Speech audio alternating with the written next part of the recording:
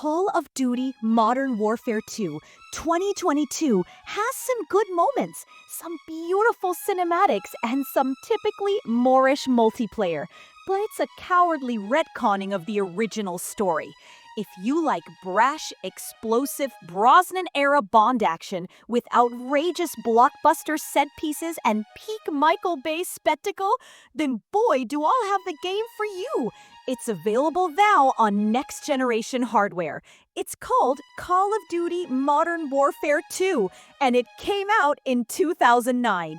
The original Modern Warfare 2 was huge, a cultural event after the breakout debut of the first Modern Warfare subtitle, but also a remarkable reflection of that culture itself at the time. It was a bleak reflection of the West's shared headspace in the late noughties, playing up on jingoism and melodrama, and a general post-9/11 mid-forever war Pearl Harbor-esque fear of American vulnerability to surprise attack. There was an argument, too, not that many tend to agree with it, that a close reading might find something almost nearly verging on an anti-imperialist message. What with its tale of ultra-nationalists inciting invasions and warmongering commanders-in-chief using their window to take the world for a ride. That might be a little generous, but at least there was something there, some scraps of direction, theme, or tone to cling to. Even if they led to an impossible tension with a game that still used contemporary wars as a playground, at least there was a tension to wrestle with, a bit of substance to bite into. There were glimpses of this in the first of these new Modern Warfare retcons in 2019, which seemed to be grasping for something adjacent to war is bad, if not always reaching it successfully. Above all, both had undeniable spectacle, which has always been this series' safety net to fall back on when its often haphazard storytelling has failed. There are plenty of stories, across more mediums than games, about nothing more than big explosions, cool guns, and good guys getting it done. Keep them abstract and keep them relentlessly entertaining, and their breed of empty escapism is more than welcome.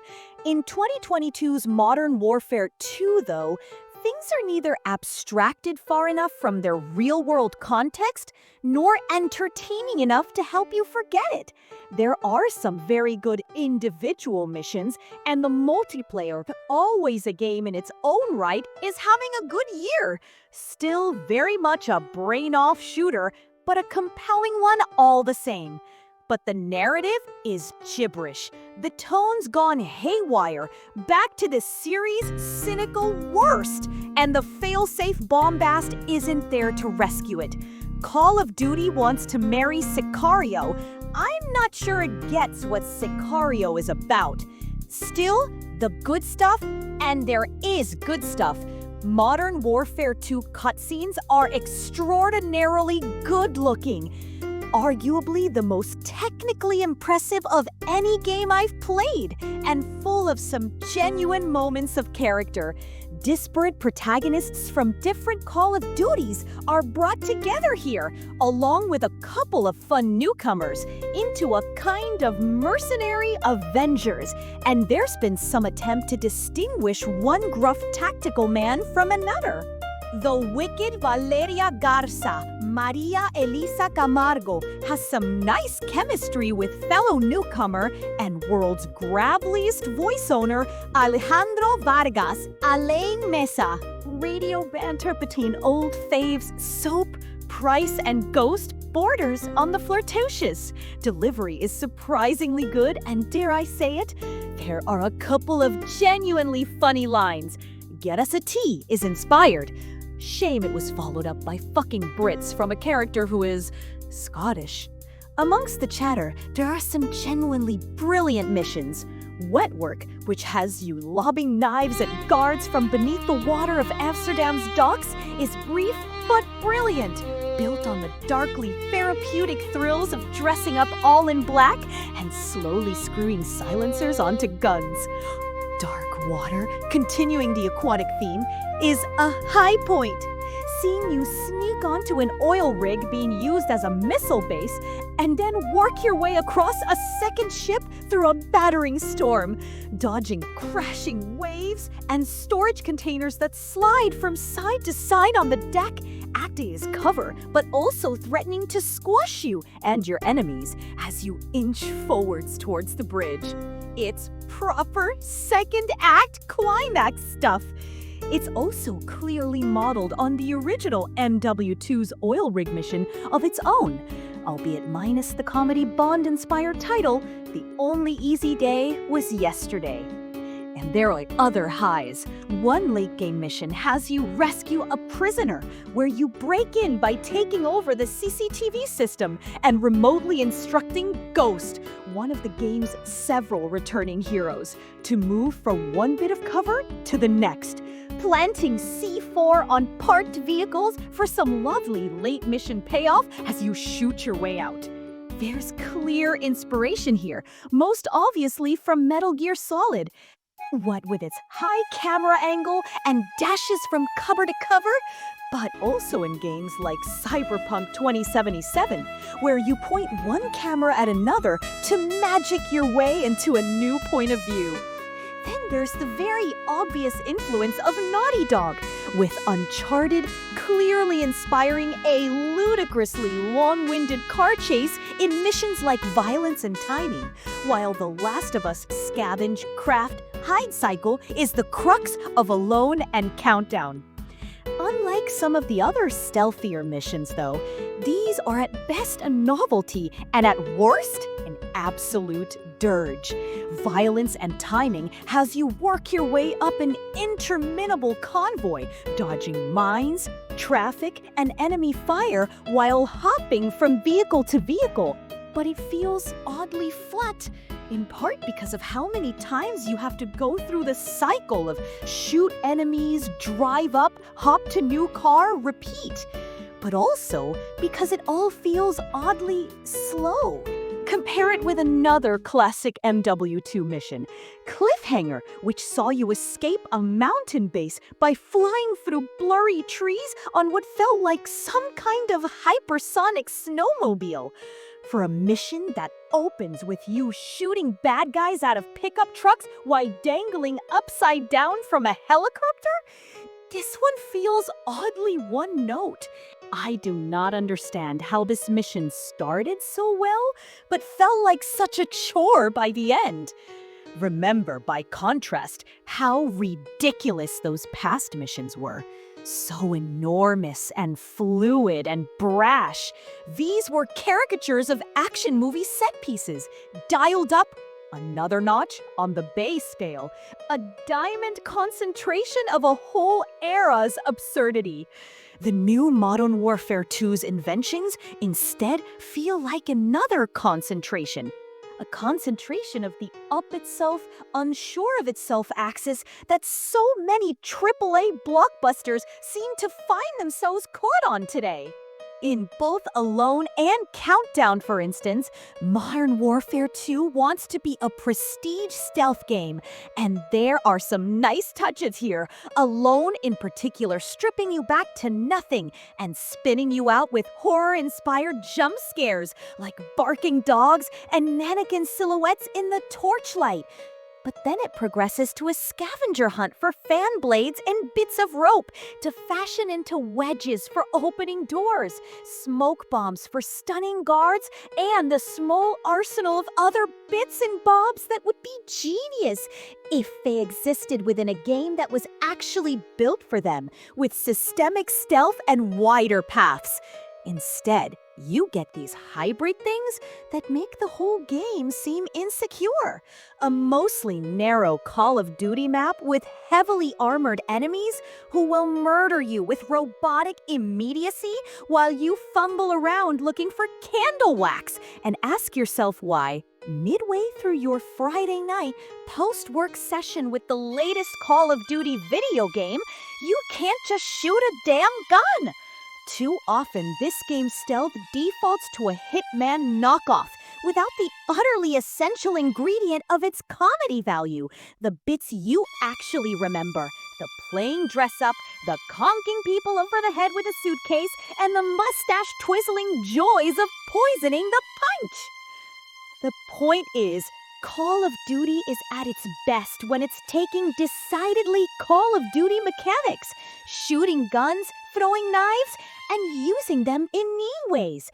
It's at its worst when it borrows new mechanics from elsewhere without adapting to their new shape. Still, again, there are positives. There is still some good Call of Duty here. Nowhere more so than in the multiplayer, which, despite some fuss from the hardcore, feels like one of the better efforts of recent years. Their issue is with a tweak to the minimap, which means you now only show up when someone uses a UAV, rather than when you shoot.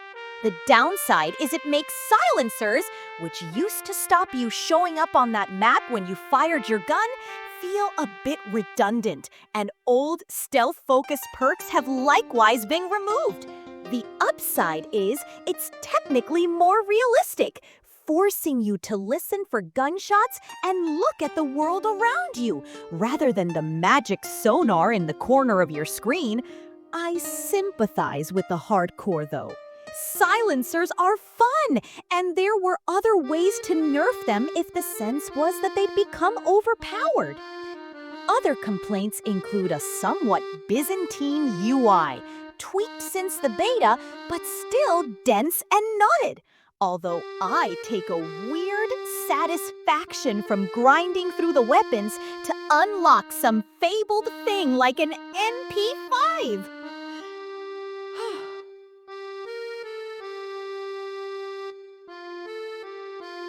What do you get when you cross 4 supervillains, an open-world metropolis, Rocksteady's pedigree, and the cold corporate grip of a live service model?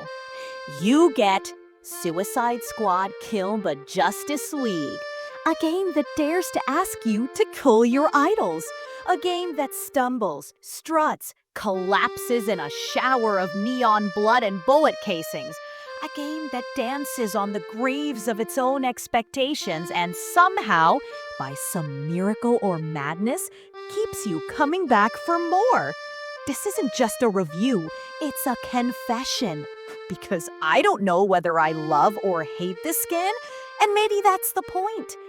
Rocksteady, that name once meant something.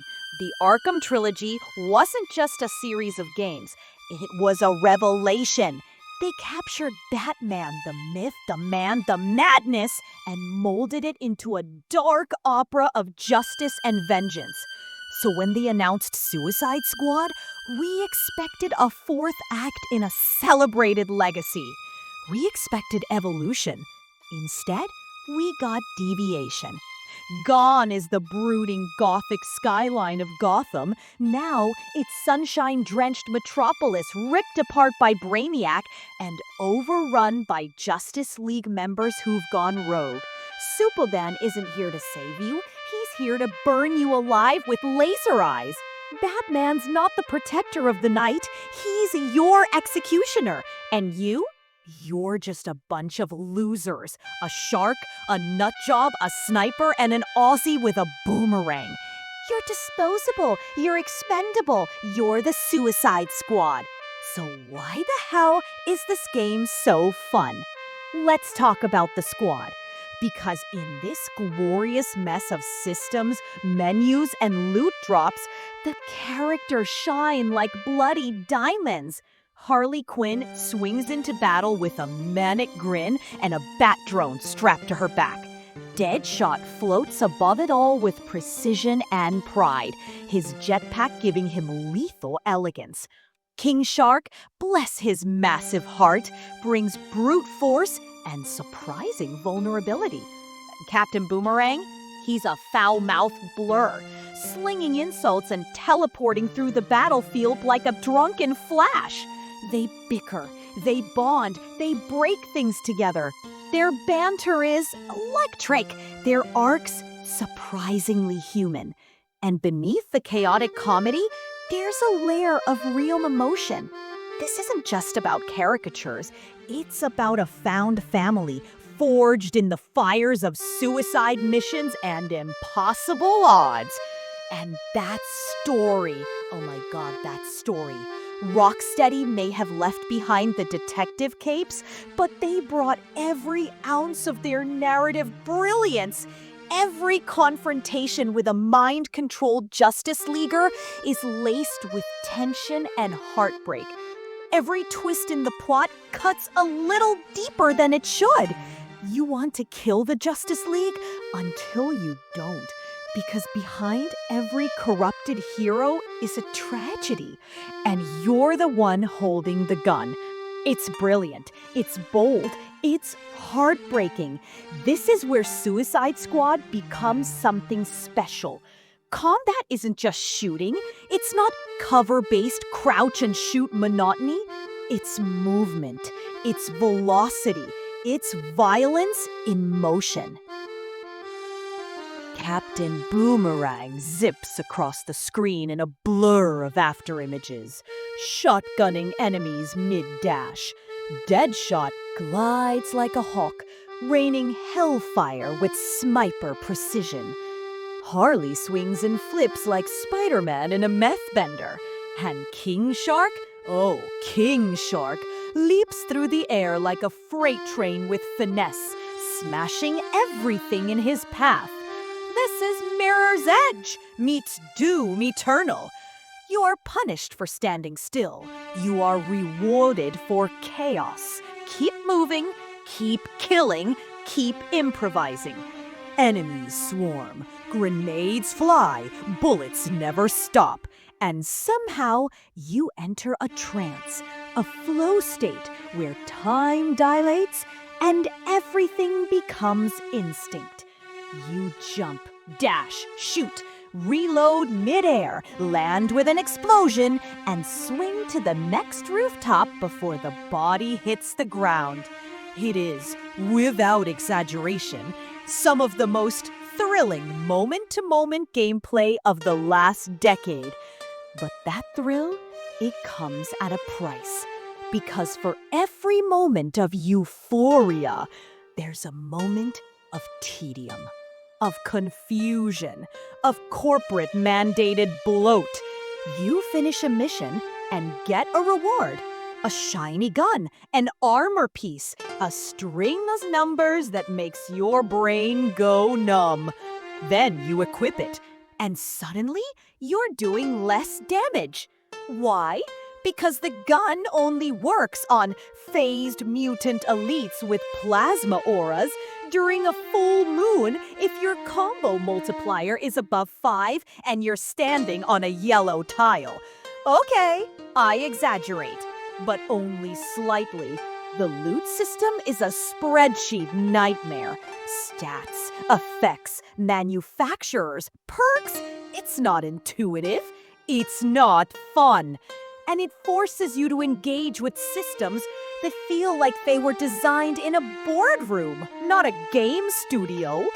Even worse, that amazing weapon you just fell in love with will be obsolete in 2 missions. Because numbers, because progression, because live service. It doesn't stop there. The skill trees are shallow, the choices are meaningless. You don't build your squad, you unlock them. Linearly, predictably, without agency. Every step forward is hampered by a system begging you to grind, to replay missions, to engage with a battle pass, to log in tomorrow and next week and next month. It's not a game, it's a service, and it hurts. Metropolis is a beautiful corpse. This city should be alive, breathing with danger and opportunity. But it's a ghost town. Empty rooftops, repetitive objectives, a sandbox with no sand. You go from mission to mission. You fight on identical rooftops. You kill waves of enemies that all look the same. You complete rescue civilians or destroy towers or defend the area over and over again, and it breaks your heart because the visuals are stunning. The lighting, the detail, the destruction. This world wants to be alive, but it's suffocated under design that prioritizes grind over wonder. Where's the soul? Where's the emergent chaos? Where's the world that reacts to anyway? It's not here. So here we are. Suicide Squad Kill the Justice League is a paradox. It is an exhilarating, heart-pounding, beautifully written experience wrapped in a gaudy, bloated, cynical live service shell. It's a Lamborghini with square wheels. It should be a classic. It should be Rocksteady's magnum opus. But instead, when I boot it up, I smile. When I leap across rooftops with Harley cackling as I swing through chaos, I feel something. When I snipe a headshot midair with Deadshot, it's magic. When the story throws a curveball, I gasp. I care. I genuinely care. That's why it's the best mess you can buy right now. Because it's flawed, yes. But it's also fearless. It tries. It dares. And in a gaming world filled with safe bets and soulless clones, that means something. Suicide Squad Kill the Justice League is a dream fighting to survive in a corporate nightmare. A game where brilliance lives side by side with burnout, where artistry dances on the edge of algorithmic mediocrity. It breaks your heart. Then it feels it with a headshot. It's a game that defies easy labels. You'll laugh, you'll curse, you'll shake your head in disbelief, and then you'll load the next mission. Because deep down beneath the spreadsheets and the battle passes, the heart of Rocksteady still beats. And it beats loud. You step into the chaos. Guns blaze, cities burn, and soldiers speak in code. But behind every shadow, every whispered command, one name echoes louder than all: Valeria Garza.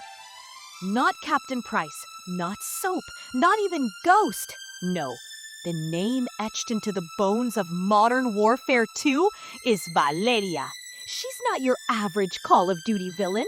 She doesn't wear a mask or scream propaganda. She doesn't need a nuclear bomb strapped to her chest to be terrifying.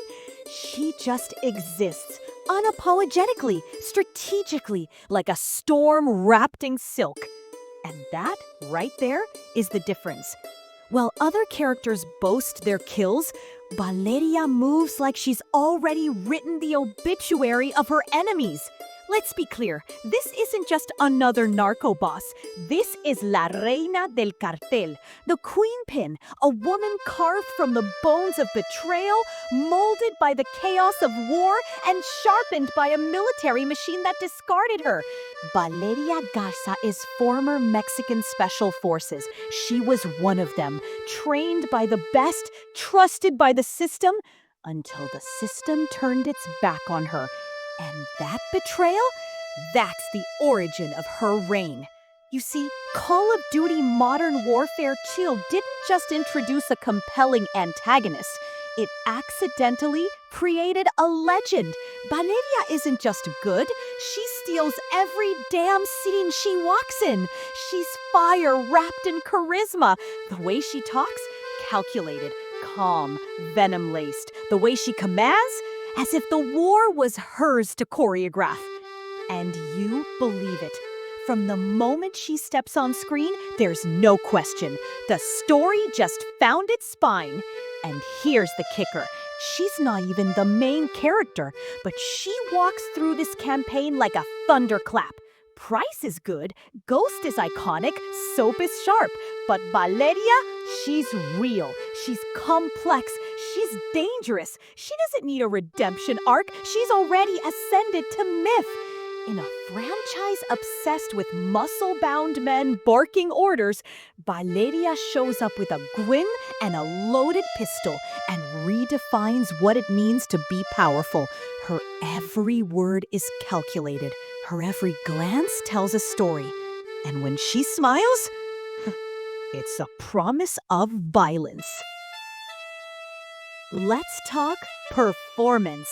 Maria Elisa Camargo doesn't just act, she embodies. Every line delivery is drenched in layered emotion, contempt, seduction, fury. You don't hear Valeria, you feel her. You feel the rage boiling under her skin. You feel the betrayal that built her empire. You feel the power in her silence, the weight behind every mírame cuando te hablo. She doesn't need to scream. Her restraint is what terrifies you. Remember the interrogation scene? When Soap and Alejandro have her cuffed? She's sitting there in handcuffs, surrounded by enemies. And still, she owns the room. She calls Alejandro corrupto with a smile that cuts deeper than any bullet. She tells Ghost, don't act like you're different. And in that moment, she's right. Because modern warfare isn't black and white. It's drenched in gray. And Valeria lives in that gray, thrives in it.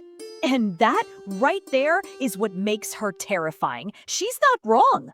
Her logic is brutal, but airtight. She's brilliant, but never senseless. And in a world where every bad decision made by the people pointing guns at her, she's not wrong. Her logic is brutal, but airtight. Her enemies? The same governments who trained her. And her revenge? A kingdom of blood. She's not satisfied with the world, she owns it. She's the girl who's dark. She's the mirror that reflects every hypocrisy in this war-torn world. She's the soldier who was trained by the West and then discarded. She's the path born from abandonment. Her enemies? The same governments who trained her. And her revenge? A kingdom of blood. She's not chaos for chaos's sake. She's order by her own rules. Ruthless, but never senseless. Efficient, but never heartless. In how absolutely appalling she is in their imaginación. But that's what makes her more powerful. Because in just a handful of scenes, she outshone every soldier in this game. She made Task Force 141 look like pawns on her board. You can feel it in the community. The memes, the fan art, the obsession, the demand for more. This wasn't just good casting. This wasn't just strong writing. This was accidental greatness. A character so magnetic, so layered, so damn compelling that the game couldn't contain her. You want to talk about narrative? Let's talk symbolism. Valeria is Mexico. Not the caricature, not the cartel trope, the real Mexico. A nation betrayed by global politics, torn between corruption and survival. She's the soldier who was trained by the West and then discarded. She's the patriot who became an outlaw. She's the mirror that reflects every hypocrisy in this war-torn world. And maybe that's why she hits so hard. Because we see the injustice. We see how the heroes kill with clean hands, while the villains are demonized for doing the same. Valeria doesn't hide from it. She embraces it. She looks you dead in the eye and explains, "You made me this." In a game about modern warfare, she's the most modern thing in it. She's not motivated by money. She's not a psychopath. She's a tactician, a survivor, a product of every bad decision